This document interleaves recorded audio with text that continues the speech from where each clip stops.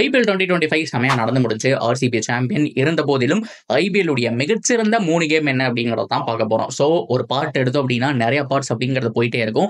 Upcoming பார்ட்லலாம் நிறைய videos வந்துட்டு upload பண்றேன். இதுல வெறும் 3 கேம் பார்க்கலாம். ஸோ நிறைய பேர் வந்துட்டு டிஃப்ரெண்டான கேம் சொல்லுவீங்கிறது தெரியும். ஏன்னா நிறைய மேட்ச் நெயில் பைட்டிங்கா போச்சு அப்படிங்கிறதுனால இதுல ஜஸ்ட் 3 தான் பார்க்க போறோம். ஸோ இது போக அப்கமிங் வீடியோஸ்ல பார்க்கலாம். நீங்க அதை கமெண்ட்ல சஜஷன்லயும் சொல்றோம். அதுக்கு முன்னாடி ஃபர்ஸ்ட் டைம் சேனலுக்கு வரீங்கன்னா மறக்காம சப்ஸ்கிரைப் பண்ணி சப்போர்ட் பண்ணுங்க. அப்போதான் அப்டேட் எல்லாமே எங்களை வந்து சேரும். சரி வாங்க வீடியோக்குள்ள போலாம். ஸோ ஃபர்ஸ்ட் ஆஃப் ஆல் இது one of my favourite game அப்படின்னு கூட சொல்லலாம். ஐபிஎல் உடைய ஓப்பனிங் மேட்ச், டிசியோட opening match. So DC versus LSG விளையாடுவாங்க. ஸோ இந்த 2 டீம்ல தான் பிளேயர்ஸை வந்துட்டு சேஞ்ச் பண்ணியிருந்தாங்க.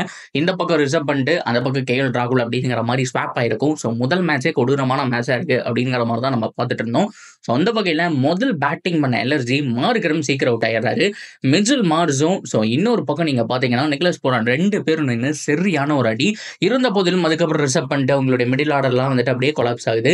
அப்படியே இவங்க 2 பேர் அடிச்ச அடியிலேயே அந்த 209 அப்படிங்கிற ஹியூஜ் டோட்டலா போடுறாங்க. 210 சேஸ் பண்ணோம். ஆனா இவங்களுடைய பேட்டிங் யூனிட் பாத்தீங்க அப்படின்னா ஜேக் ஃப்ரேசர், மெக்வார்க், அது மட்டும் இல்லாம கேஎல் ராகுல் பயங்கர டெப்தான ஒரு பேட்டிங் யூனிட். கண்டிப்பா சேஸ் பண்ணிடுவாங்கங்கிற ஒரு நம்பிக்கை இருந்ததுதான். ஆனா பவுலிங் ஆரம்பத்துல கை கொடுத்துச்சு. ஸோ அந்த பக்கம் எல்எஸ்ஜி பவுலர்ஸ் வந்துட்டு சூப்பரா போனாங்க. இனிஷியல் விக்கெட்ஸ் அப்படிங்கிறது எடுத்தாங்க. மெக்வார்க் வந்துட்டு அவுட் ஆனாரு. ஸோ அது மட்டும் இல்லாம அவங்களுடைய மிடில் ஆர்டர் மேல பிரஷர் போடலாம் அப்படிங்கிற மாதிரி பார்த்தாங்க. இருந்த போதிலும் ஒரு சின்ன மொமெண்டம் அப்படிங்கிறத ஒவ்வொரு பேட்ஸ்மேனும் கொடுத்துட்டு அவுட் ஆனாங்க. ஸோ அப்போ கூட பார்த்தீங்க அப்படின்னா ரொம்ப ஹார்டான ஒரு டார்கெட். ஸோ கிட்டத்தட்ட ஒரு 6 ஓவர்ஸில் வந்துட்டு 100 ரன் மேலே அடிக்கணும். 6 to 7 ஓவர்ஸில் 100 ரன் அடிக்கணும். ஸோ உங்களுக்கு விக்கெட் யாரும் கிடையாது. ஆசுதோஷ் சர்மா மட்டும்தான் இருக்காரு. அவருக்கு சப்போர்ட் பண்றதுக்கு யாரும் இல்லை அப்படின்னு பார்க்கும்போது வந்தாருங்க விபி அப்படிங்கிற ஜெர்சி போட்டுட்டு ஒரு நபர், விப்ராஜ் நிகம். ஸோ அப்பதான் அவருடைய பேர் வந்துட்டு அவ்வளோ தூரம் பாப்புலர் ஆகும்னு சொல்லி யாருமே எக்ஸ்பெக்ட் பண்ணியிருக்க மாட்டாங்க. பவுலிங்கும் நல்லா போடுவாரு. ஸோ பேட்டிங்கும் நல்லா ஆடுவாருங்கிற மாதிரி தான் வெளியில சொல்லி கேள்விப்பட்டாங்க. ஆனா அன்னைக்கு மேட்ச்ல கண் கூட பார்த்தாங்க. அவர் வந்துட்டு க்ரூசியலா ஒரு 15 பால்ல 30 or 35 சம்திங் ரன்மோ அடிப்பாருன்னு நினைக்கிறேன். ஸோ ரொம்ப க்ரூசியல் ரன்ஸுங்க. ஸோ ஏன்னா அந்த பக்கம் இருக்கிற ஆசுதோஷ் சர்மா மேல இருக்க பிரஷர் எடுத்து கொடுத்தாரு. ஆனா ஆசுதோஷ் சர்மா நின்று வான வேடிக்கை காமிச்சிருப்பாரு. 66 ரன் பக்கம் அடிச்சிருப்பாரு.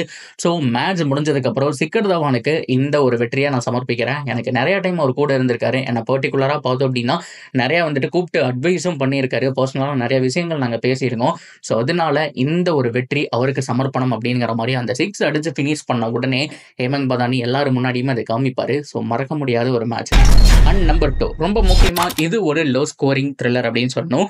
ஸோ இந்த சீசன்ல பஞ்சாபும் ஆர்சிபியும் 4 தடவை மோதினாங்க. அதுல 3 தடவை ஆர்சிபி ஜெயிச்சாங்க. ஒரே தடவை தான் பஞ்சாப் ஜெயிச்சாங்க. அந்த பஞ்சாப் ஜெயிச்ச மேட்ச் அப்படின்னா இந்த ஒரு மேட்ச் தான். ஸோ ஆர்சிபி அவ்வளோ பெரிய பேட்டிங் யூனிட் இதுக்கு முன்னாடிலாம் நம்ம பார்த்துருப்போம். ஸோ எல்லா டீம் கூட நல்லா ஆடிட்டு வந்துட்டு இருந்தாங்க. சின்னசுவாமியில மேட்ச் ஓகேவா.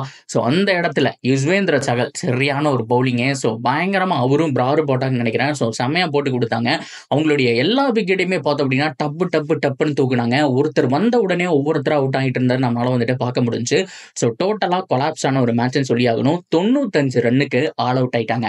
ஸோ அந்த இடத்துலையுமே பார்த்தோம் அப்படின்னா கடைசியில ஸோ டிம் டேவிட் நினைக்கிறேன். ஸோ அவர் அடிக்கலைன்னா அவ்வளோ கூட போயிருக்காது. சீக்கிரமாவே ஆல் அவுட் ஆக வேண்டிய ஒரு சுச்சுவேஷன் இருந்தாலும் 95. ஸோ அதுக்கப்புறம் வந்துட்டு ரொம்ப முக்கியமா இதை 14 ஓவர் அந்த மாதிரி ஒரு ரேஞ்சுக்குள்ள சேஸ் பண்ணணும் அப்படிங்கிற மாதிரி ஆயிடுச்சு. ஏன்னா அன்னைக்கு மழை வந்ததுனால தான் ஓவர்ஸ் கம்மி பண்ணியிருப்பாங்க. அப்போ அடிக்க போய் தான் எல்லாருமே அவுட் ஆயிருப்பாங்க. இது 20 ஓவர் மேட்சாக இருந்தால் மேபி ஆர்சிபி கொஞ்சம் ஃபைட் பண்ணியிருக்கலாம். சரி ஓகே 14 ஓவரில் வந்துட்டு 95-96. ஸோ அடிக்கக்கூடிய ஒரு டார்கெட் தான். ஸோ ஈஸியாக சேஸ் பண்ணிடுவாங்கன்னு பார்த்தப்போ அப்பவும் ஆர்சிபி பவுலர்ஸ் வந்துட்டு ப்ரெஷர் போட்டாங்க. ஸோ நீங்க பாத்தீங்க அப்படின்னா மேல இருக்கக்கூடிய பிரப்சிம்ரன், ஆர்யா, அது மட்டும் இல்லாம ரொம்ப முக்கியமா ஸ்ரேயா ஐயர்ங்கிற மாதிரி எல்லாருமே அவுட் ஆகிட்டு வந்துட்டு இருந்தப்போ ஸோ நெஹல் வதேரா ஃபைனல்ல அவர் காலவாரி விட்டாரு. ஆனா இந்த மேட்ச்ல பார்த்தோம் அப்படின்னா 19 பாலுக்கு 33 என்னமோ சொல்லிட்டு ஒரு க்ரூஷியல் ரன் அடிப்பாரு. ஸோ அதனாலே கிட்டத்தட்ட ஒரு 8 பால் மீதி இருக்கும் போதே மேட்சை முடிச்சு கொடுத்துட்டு போயிருப்பாங்க.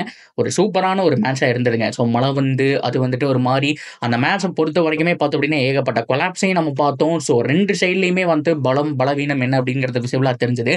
ஸோ அதுக்கப்புறம் தான் ஆர்சிபி தங்களுடைய மிஸ்டேக் என்ன அப்படிங்கிறத லேர்ன் பண்ணி டிராஃபி அடிச்சாங்க. ஸோ இதுவும் பார்த்தோம் அப்படின்னா ஒன் ஆஃப் மை ஃபேவரட் மேட்ச்ங்கிறதுலாம் மாற்றம் கிடையாது.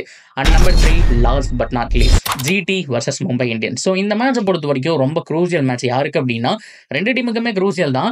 ஜெயிக்கிறவங்க டாப்லேயே இருப்பாங்க அப்படிங்கிற மாதிரி மும்பை மட்டும் இந்த மேட்சை ஜெயிச்சிருந்தா கண்டிப்பா டாப் 2% சீல் பண்ணியிருப்பாங்க.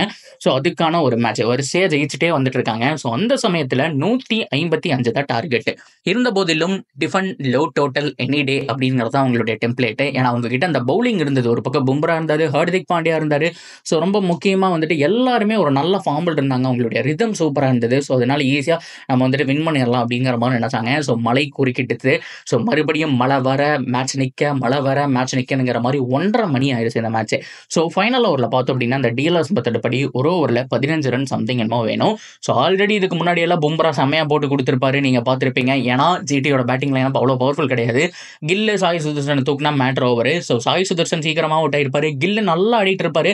அந்த மழை முடிஞ்சு வந்த உடனே பும்ரா பால்ல போல்ட் ஆயிருப்பாரு.